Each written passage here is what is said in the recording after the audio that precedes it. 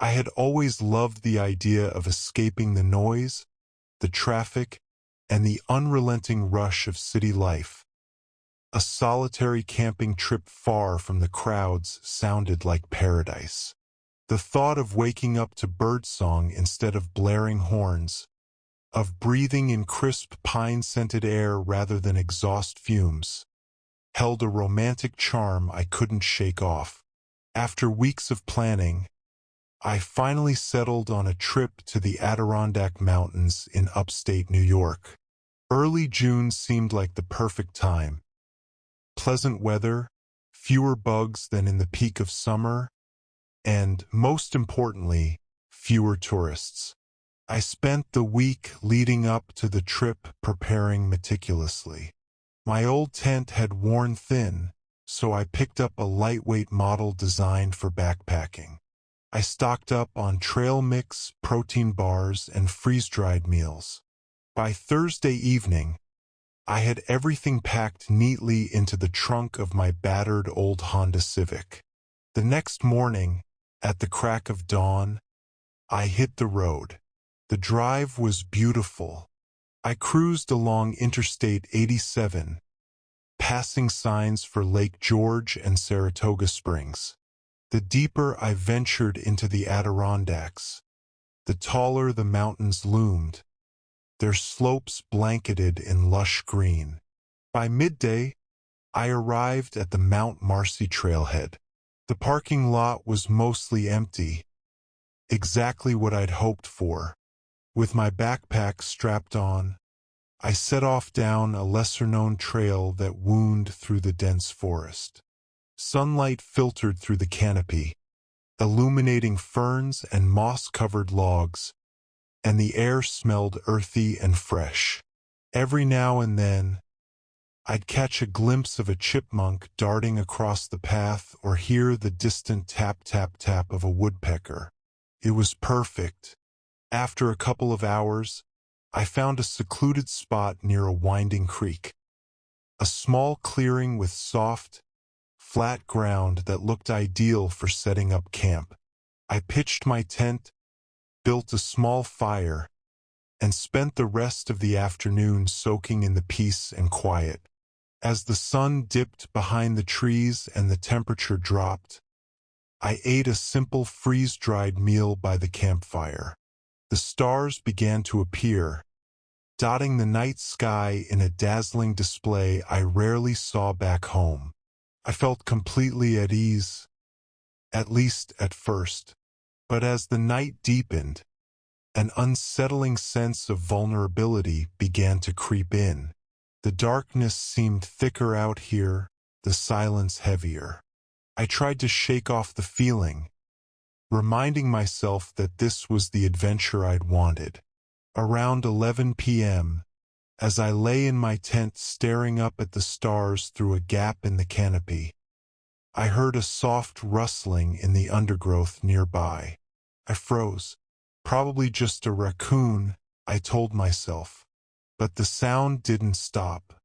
It grew louder, more deliberate. I sat up, my heart pounding, and grabbed my flashlight. I shone the beam into the trees, catching only the glint of leaves. No eyes reflected back at me.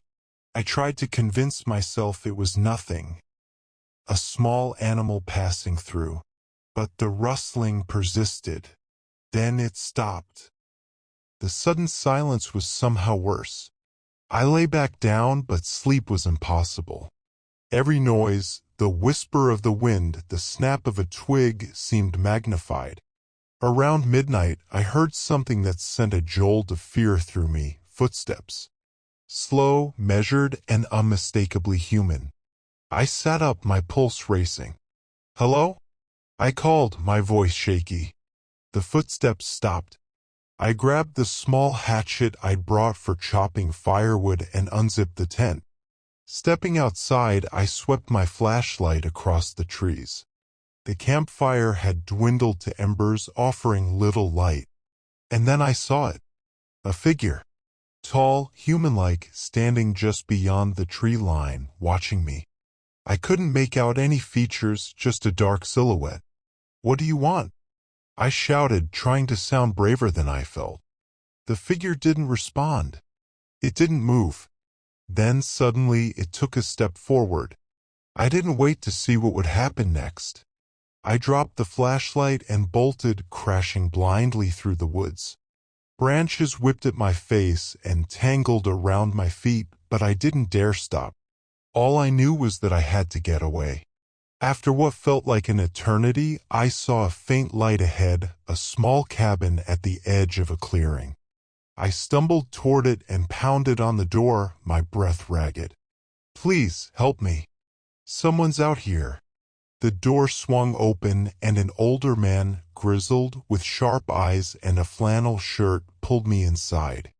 "What's going on?" he asked, bolting the door behind me. "There's someone in the woods," I gasped. He peered out the window, his expression grim. "I don't see anyone," he muttered, but he reached for the hunting rifle propped in the corner. I spent the rest of the night on his threadbare couch, dozing fitfully. Every time I closed my eyes, I saw that dark figure lurking at the edge of my campfire's glow. At dawn, the man offered to walk me back to my campsite. I hesitated, still jittery, but I knew I needed my gear. We hiked in silence, the forest eerily quiet in the morning mist. When we reached my campsite, everything was exactly as I'd left it except for my scattered belongings dropped in my panicked flight. There were no footprints, no sign that anyone else had been there. Still, the memory of that silent figure watching me was enough to end my solo adventure.